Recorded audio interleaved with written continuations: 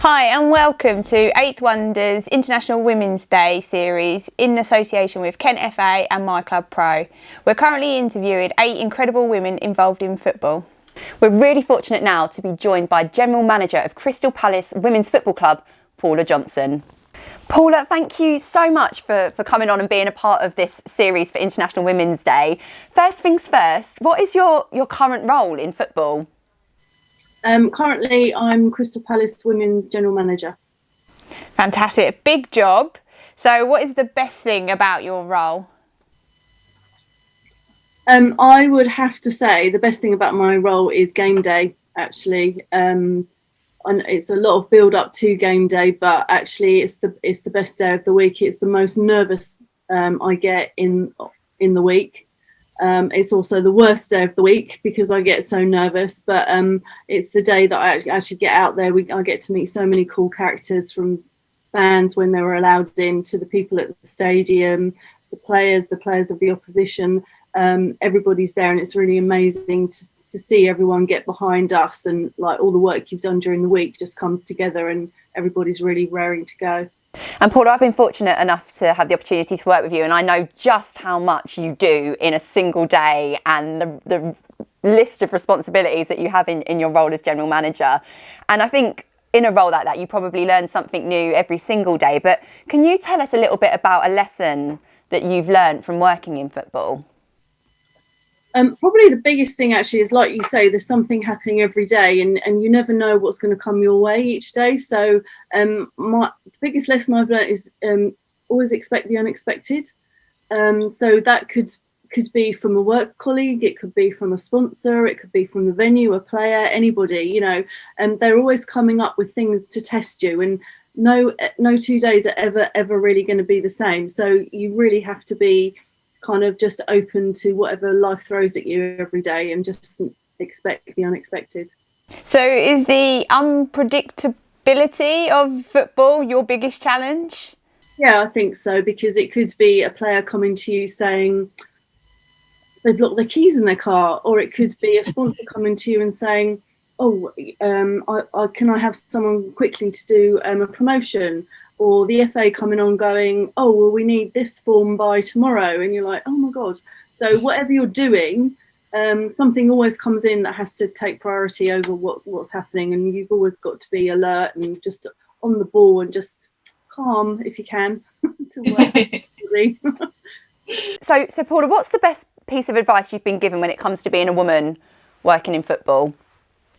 I can't say that I've been given any advice being a woman in football, but if I can turn that round and say the best bit of advice I could give as a woman in football is not to believe or listen to the disbelievers. There's a lot of negative press and a lot of people that don't actually understand the women's game or have ever been to see a women's game, and all have their own opinions which aren't necessarily true. So you've got to be in it to see it, to appreciate it. It's going from strength to strength. And just make up your own mind. Don't listen to what other people say. I totally agree with you. And as you say, when we can get back to having fans in, it's definitely go and watch it, go and see for yourself, and then make your own opinion off the back of that. No different how you would with the men's game. So, as it's International Women's Day and we are celebrating, who is someone that you'd want to give a shout out to for their help and support with you in your career? This is a slightly different one, actually, because I've got to say my daughter, because she's coming up 17, and when she was at secondary school, her PE teacher actually said, oh, you're quite good at football, she's going for some trials. So she went to trial for Crystal Palace and got into the under-13s team, and actually eventually worked her way up to under-16 academy. But during that time, I got into football, met the chairman, our chairman now, Richard Spokes, and as we say, the rest is history. He kind of coerced me into coming into the club, and I've been here ever since. So actually, I've got to shout out to my daughter, because if she hadn't have done that, I wouldn't be here today, because I didn't really know about women's football, 4 or 5 years ago. So I'd have to say her. Oh, that's lovely. And I think there's a lot of people probably watching this that have had similar experiences finding football and their passion for it through their family, which is amazing. And Probably the toughest question, because I'm sure a lot of words spring to mind, but if you had to describe working in football in just 3 words, what would they be? Okay, I've got exciting, frustrating, and fun. That's awesome. And the final question from us is, you've given us a bit of advice around not listening to the disbelievers, but what's one more tip, if we can squeeze it out of you, for a young person looking to get involved in football? Okay, I would have to say that you have got to appreciate how much time it takes up of your life. It's intoxicating once it takes over your life. You know, it's brilliant, but it's so compelling. You've got to be prepared to more or less eat, sleep, and breathe it at the end of the day. You know, the phones are constantly going.